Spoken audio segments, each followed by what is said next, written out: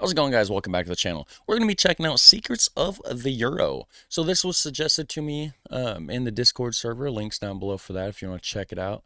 And I don't know why I'm not subscribed to this channel, actually. I am now, Half Asleep Chris.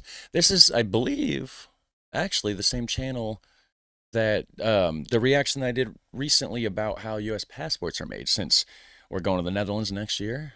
I have a passport in the process. It's still processing, of course. I don't have it yet, but so I was trying to learn about that, and this was suggested by the same guy in Discord, Michael Collins. So shout out to you for that. And Secrets of the Euro. I've never seen a euro physically. I've seen them on videos, obviously, and I've seen a pound, a British pound right here that Amy got from one of her friends that had moved to England. And other than that, I've seen like coins from other countries.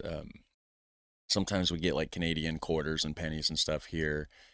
Um, I've never seen like a Canadian like physical like bill, right? Just coins. And then of course I've seen like pesos and stuff like that. And I've seen random coins from like, I don't know, Thailand, maybe Philippines. I don't remember. I think coins are kind of cool. But anyways, we're going to check this out, guys. Thanks for watching with me. If I didn't say it before, links down below for this. We're going to check out about the Euro. Secrets of the Euro.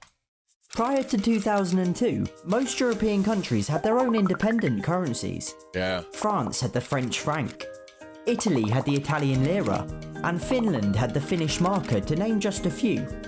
It made trade and travel a lot more complicated, as you needed to change your money for each different country, often incurring exchange rates, commissions and fees.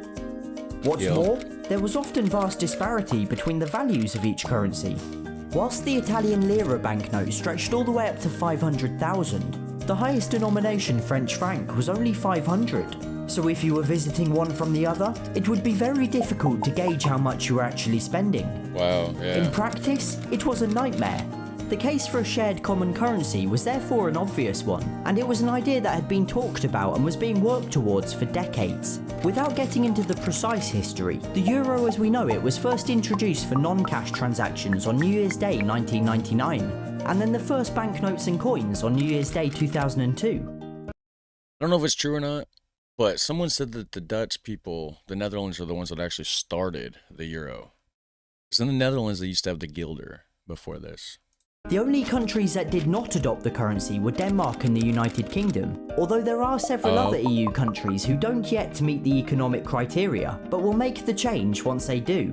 And yeah, there's the Danish krone or whatever. And then, of course, the British pound I just showed you. Well, technically, that's a £5 note, but yeah, I wonder why they, I mean, we're going to find out. Since those first banknotes were launched in 2002, they've just finished releasing a new and updated series, which this video is going to take a look at.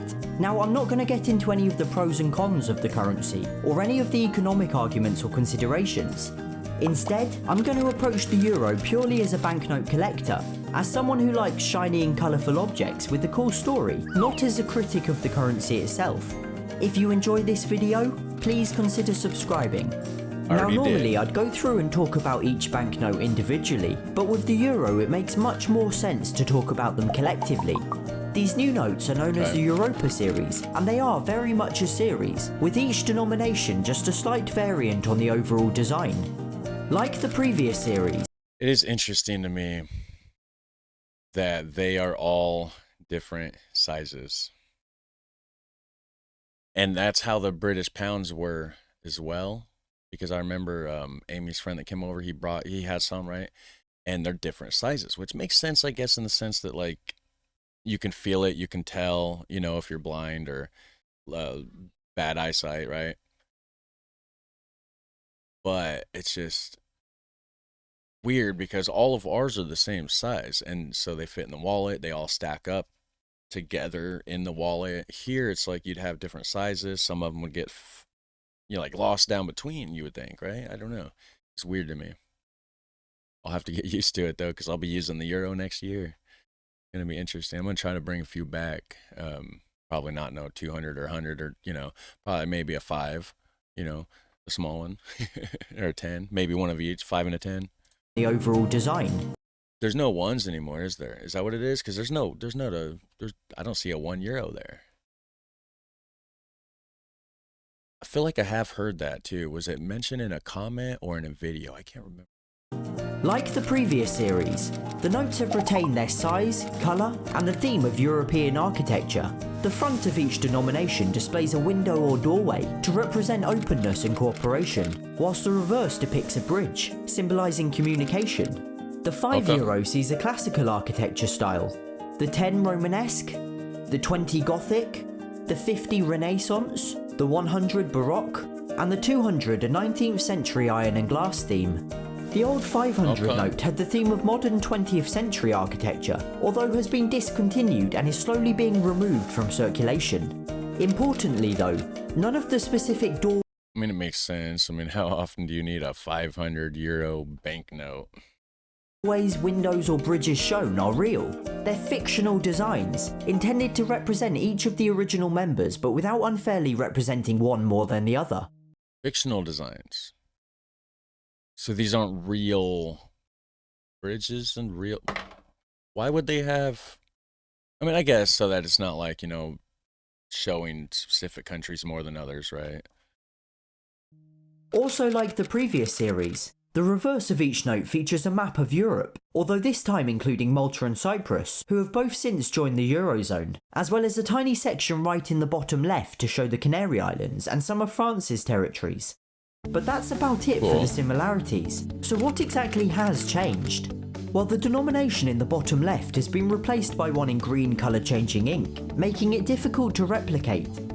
And on the 100 and 200 notes, it even contains tiny euro symbols. Cool. There's also a larger holographic strip on the right, this time containing an image of Europa, a figure from Greek mythology after whom the continent was named. Europa can also be seen in the so Europe was named after a Greek, after this person. Interesting. I never knew that, and if I did, I forgot. Greek mythology after whom the continent was named. Europa can also be seen in the watermark of each note, alongside the denomination and piece of architecture, although admittedly it does kind of resemble a kid's drawing. In terms of other security features, both series are fairly similar. Obviously they all feature the Orion constellation, a group of 5 circles or donuts which can be detected by printers and computer software in order to prevent photocopying. This feature What? The Orion constellation to protect from it being photocopied? Couldn't they just... I mean, counterfeiters get around that sort of stuff anyways, right? But why specifically Orion? Obviously they all feature the Orion constellation, a group of 5 circles or donuts which can be detected by printers and computer software in order to prevent photocopying. This feature was included on banknotes in secret for many years, until a member of the public first detected it on a €10 note, hence the name and the fact that it sort of doesn't really resemble Orion. Under UV light? Okay, so that's not there until you photocopy it. So this here that shows it,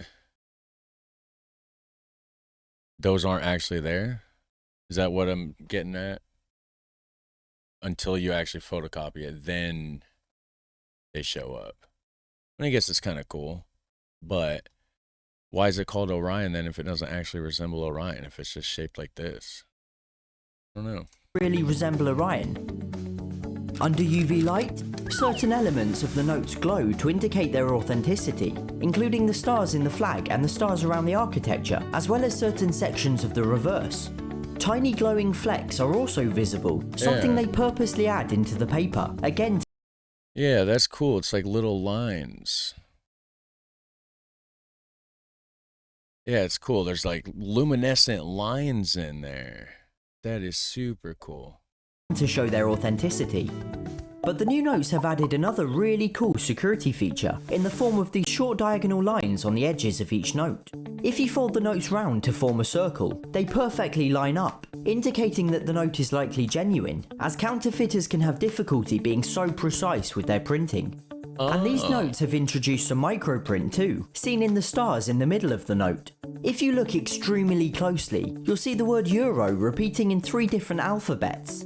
Again, something that counterfeiters cannot achieve with inexpensive printers. Cool. And what is probably my favourite hidden feature? Each note is secretly a flag of Europe in disguise. How cool is that? However, having said all that, you'd be right to accuse these notes of being boring. They're deliberately plain and devoid of Okay, yeah, I see the Euro star, or the Euro flag stars going through, yeah. any personality. Europe is an exceptionally diverse continent, with the finest architecture on the planet, and yet they've opted for fictional designs. The finest architecture on the planet? I don't know. I mean, great architecture. No one can disagree with that at all. But have you seen some of those ancient, like, have you seen some of, like, the Asian architecture that they have over there? Some of that ancient stuff, like some of those elaborate carvings that they have in, like, Asian countries? You know, they're all elaborate. But I do understand it. These banknotes are used by an ever-increasing number of countries, and they can't be seen to favour certain ones. Yeah, I get that. And where the banknotes fall short, the coins certainly deliver. The euro coins are... Yeah, I've never seen these. And there's a 2-cent coin? We don't have that. We have 1 cent. We have 1, 5, 10, 25. Used to have 50. arguably the coolest and most And I guess there's dollar coins. collectible in the world. Each country has their own designs, and they can therefore be much more personal. The Colosseum features on the Italian 5 cents, for example, and the Brandenburg Gate on the German 10. And even some countries that aren't EU members have their own coins, such as San Marino and Vatican City. In total, there are more than 300 different designs across the different values and countries, making them an absolute dream for collectors. Yeah, that'd be cool to have those. I mean, honestly, that'd be super cool. I wouldn't be able to bring that back, though. You know how heavy that would be, like bringing it back on an airplane? I would have to pay a lot of extra fees for check on bag, or like, you know, they charge by the weight, I think, right? They're going to charge extra. I mean, I'd be bringing like an extra 100 pounds worth of coins if I did that. Plus, I mean, it'd be like $1,000 or more just to be wasted on all those coins. That's crazy. That's a lot.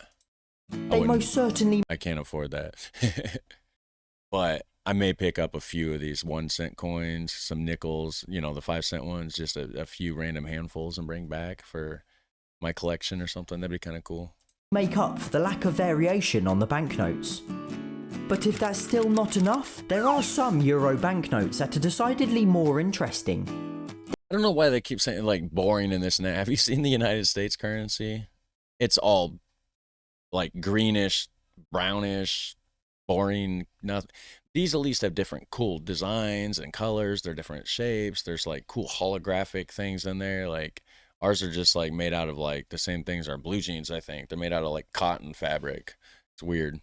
This is a €0, a souvenir note printed on real banknote paper, with real security features and authorised by the European Central Bank.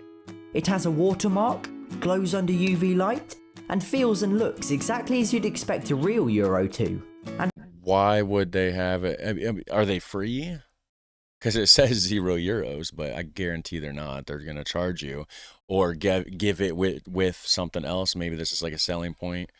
You know, you buy a ticket somewhere, they give you one of these with it or something. I don't know. That'd be kind of cool, but they don't have $1. I mean, I'd rather just have an actual euro note for a souvenir, but that's just me. And whilst this one features the atomium in Brussels, like the coins, there are literally hundreds of different designs.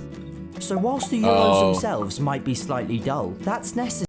That's why. That makes sense. There's so many different ones that's why so you can collect a bunch of them, yeah. They're the second most traded currency in the world and represent such a vast population area. And though they might have sacrificed some infinitely more interesting notes in the process, we got some pretty cool coins out of it, and the euro has undoubtedly made life a lot easier.